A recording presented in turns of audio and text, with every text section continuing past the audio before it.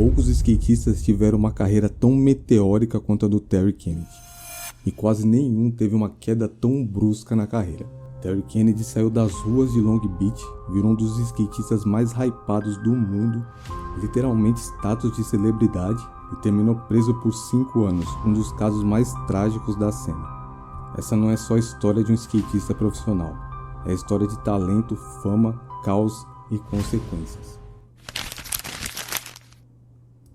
Antes de virar manchete policial, Terry Kennedy, também conhecido como TK ou Compton S. Terry, era sinônimo de carisma no skate, um nome respeitado, presente em vídeos clássicos, campanhas gigantes e até fora do skate. Mas o começo do TK passou longe desse glamour. Ele nasceu no dia 27 de maio de 1985 e cresceu em Long Beach, na Califórnia, em um ambiente pesado cercado por violência e influência das gangues. Para muitos jovens dali, aquele caminho parecia inevitável, e para ele quase foi. Até que um encontro aparentemente simples mudou tudo. Um dia o TK foi convidado por um amigo que andava de skate a ir no Cherry Park, um pico bem famoso. Curioso, ele se aproximou, conversou e saiu dali com algo que mudaria sua vida: um skate e um par de tênis. A partir daquele momento o skate virou mais do que diversão, virou uma saída. O TK estava animado porque tinha um grupo de amigos para andar de skate e ficar longe de problemas. Só que ele ainda estava cercado pelas gangues. Naquela época, um moleque preto andar de skate na quebrada não era normal. Rolava muito preconceito, muitos diziam que skate era coisa de branco, e o TK já disse em entrevistas que sofreu muito com isso. I had to deal with all the negativity in my neighborhood. I had to deal with getting shot. Just the consequences of an inner city and me not wanting to gangbang and me not wanting to sell drugs. My grandma put me down about it. You know, my brother, even here to this day, put me down about it. Him and my other brothers gangbanged. So, you know, they was like, man, you either gonna gangbang or, you know, you ain't gonna be skating. You ain't gonna be doing that white boy shit, nigga. You gonna be gangbanging like us, or you gonna be selling drugs, or you gonna be turned up in these streets. If not, we gonna torture you about it. And like I said, I had to deal with getting shot. I had to deal with fighting everybody in the neighborhood. I remember I used to have to hide my skateboard every day I used to come home from school. A sorte do TK é que esse grupo de amigos já estava num nível muito alto de skate e tinham boas conexões na cena. Isso ajudou na sua evolução e a conseguir os primeiros patrocínios. Com poucos meses de skate, o TK já estava andando com Andrew Reynolds, fundador da Baker e uma das lendas da cena. Isso era algo totalmente incomum para a grande maioria dos skatistas. Andar com profissionais consagrados fez o TK evoluir muito rápido e, eventualmente, com poucos anos de skate, o TK virou pro pela Baker. O TK não era o melhor skatista, não era o mais técnico, mas ele tinha o que poucos têm: carisma e uma personalidade única. O TK começou a ficar conhecido na cena através dos vídeos da Baker, vídeos que fizeram muito sucesso no início dos anos 2000. O TK sempre roubava a cena, era energético, engraçado, imprevisível, um skatista que fazia você prestar atenção mesmo quando não estava andando de skate. Isso fez dele um ícone. Não era muito comum ver um skatista preto em evidência na época, e ele acabou virando referência para uma geração inteira. Ele aparecia em programas de TV, clipes de rap e chegou a ganhar seu próprio reality show.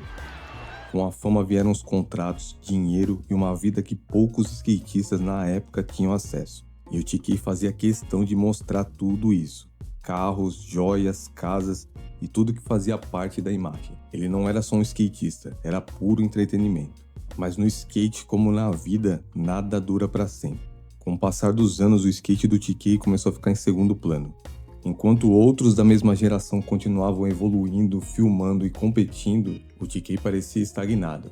Sempre as mesmas variações de manobras e um nível de skate bem abaixo dos profissionais daquela época. O TK estava tão focado em outros projetos, reality show, grupo de rap, lançamento de tênis, que acabou esquecendo da carreira do skate. E quando esses projetos acabaram, aí que a ficha caiu. TK é um dos poucos skatistas que conseguiu virar pro de forma muito rápida. Os skatistas sabiam que ele não era o melhor do time, não tinha as melhores manobras, porque o que cativava era a personalidade. Só que você consegue usar sua personalidade até um certo ponto. E foi aí que o TK se perdeu na carreira. Ele raramente filmava, não participava de campeonato, as aparições ficaram raras e o comportamento começou a chamar a atenção. Ele chegou a sair da Baker por um dia e quando foi perguntado não deu uma explicação plausível. Poucos anos depois saiu definitivamente da Baker e lançou uma parte pela Multa Skateboards. Muita gente curtiu a parte por ser muito fã do TK, mas também muita gente criticou por ser mais do mesmo. Foi a partir daí que as coisas começaram a ficar estranhas. O TK conseguiu sair da quebrada ainda muito novo, se tornou um cara maduro, bem sucedido, mas às vezes dava a impressão que ele queria voltar para lá. Por um tempo tudo indicava que ele tinha deixado aquela vida. Em entrevistas ele falava com orgulho da esposa, dos filhos e de como o skate tinha sido a base para construir uma família e um futuro. Parecia que enfim ele tinha encontrado estabilidade, mas aos poucos tudo começou a mudar. De repente o TK começou a postar vídeos estranhos, discursos confusos, cheios de raiva, mensagens indiretas e provocações direcionadas a gangues, sem ficar claro para quem ele estava direcionando esses vídeos. Ver um skatista veterano, pai de família, se expondo daquela forma causou preocupação imediata. Os fãs perceberam e começaram a questionar se alguém estava prestando atenção no que estava acontecendo. O TK visivelmente precisava de ajuda e ninguém próximo parecia intervir. Alguma coisa estava claramente fora do lugar. Nos bastidores ninguém sabia de nada, só tinham fragmentos, relatos de encontros estranhos, comportamentos imprevisíveis e histórias soltas que circulavam entre skatistas. E aí começaram a especular que ele tinha traumas cerebrais acumulados ao longo da carreira, e outros suspeitavam que ele estava envolvido com drogas. Independente da causa, era evidente que o TK estava perdendo o controle. Nesse período ele se afastou da família, rompeu com os amigos de longa data e passou a se cercar de pessoas novas. Ao mesmo tempo começaram a surgir histórias de que um novo empresário estaria se aproveitando de seu estado mental, manipulando decisões em benefício próprio. E quando parecia que a situação já tinha chegado no limite, ela piorou. Durante uma visita à sua nova namorada perto de Chicago, o TK conheceu um skatista local, chamado Josiah Casahun. O Josiah era conhecido por ser extremamente positivo, aquele tipo de amigo que sempre levava uma boa energia por onde passava. Ele era bem conhecido na cena local e querido por muita gente. O Josiah era muito fã do TK, então quando viu ele ao vivo pela primeira vez, não pensou duas vezes e foi logo puxar a conversa. O encontro rapidamente virou amizade. Durante o resto da viagem, os dois passaram bastante tempo juntos, andando de skate e convivendo de forma próxima. Na noite anterior ao retorno do TK para Los Angeles, relatos indicam que eles passaram um tempo juntos no hotel onde o TK estava hospedado. Mas na manhã seguinte, tudo mudou. Logo cedo, o TK começou a apresentar mais um de seus episódios de instabilidade. O que era para ser apenas o dia da volta acabou se transformando em uma situação tensa. A namorada do TK havia combinado de levá-la até o aeroporto, mas por ter consumido álcool, sugeriu que chamassem um Uber. A ideia gerou uma discussão intensa ali mesmo no estacionamento do hotel. O clima pesou rapidamente. Ao tentar intervir e acalmar a situação, o Josiah acabou se colocando entre os dois. Foi nesse momento que, segundo as acusações, o TK deu um soco no Josiah. Ele caiu, bateu a cabeça no chão e a situação saiu completamente do controle. Há relatos dizendo que o TK chegou a chutar o Josiah no chão e em seguida teria fugido com o carro da namorada, abandonando a situação no hotel. Os paramédicos chegaram pouco tempo depois e o Josiah foi levado às pressas para o hospital. Infelizmente, ele não resistiu aos ferimentos e faleceu alguns dias depois. Pouco tempo após o ocorrido, o TK foi preso. E durante a prisão ele chegou a ameaçar os policiais.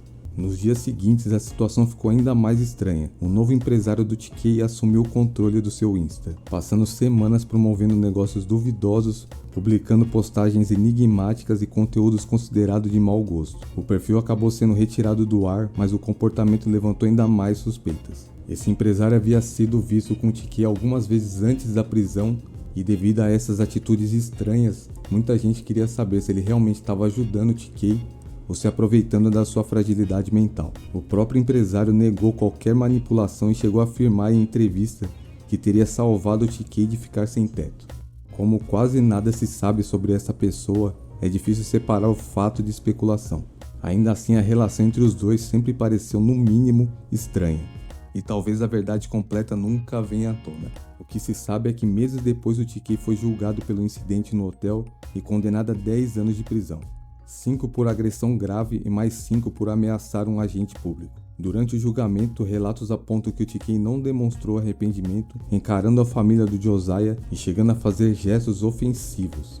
O tribunal concluiu que TK não era clinicamente insano como muita gente especulava e que ele tinha plena consciência dos seus atos. Ainda assim, muitos fãs antigos destacavam que ele apresentava um histórico claro de comportamento estranho e sinais de instabilidade mental. Talvez não o suficiente para ser considerado legalmente incapaz, mas o bastante para indicar que algo estava muito errado. No dia 31 de dezembro de 2025, TK deixou a prisão após cumprir uma parte da sua pena, encerrando um capítulo que parecia definitivo, mas que ainda levanta muitas perguntas. Agora fora das grades, o futuro do TK ainda é incerto. Ele chegou a dizer que vai lançar uma marca de shapes, mas resta saber se haverá reconstrução, silêncio ou mais consequências. Porque algumas histórias, mesmo quando parecem terminar, continuam ecoando para sempre.